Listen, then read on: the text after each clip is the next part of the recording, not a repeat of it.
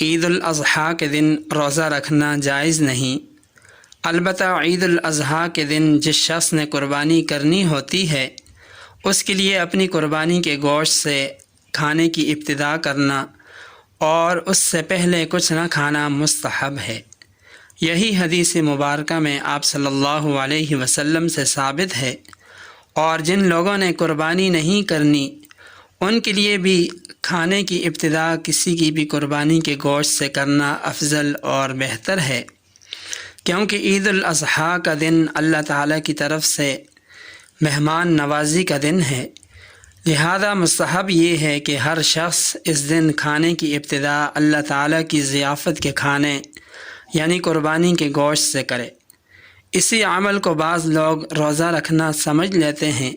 حالانکہ اس عمل کو روزہ کہنا درست نہیں، کیونکہ روزہ تو صبح صادق سے لے کر مغرب تک ہوتا ہے، لہذا اس کو روزہ کہنا یا روزے کی نیت سے کچھ نہ کھانا پینا خلاف شرع ہے، اس سے اجتناب کرنا چاہیے۔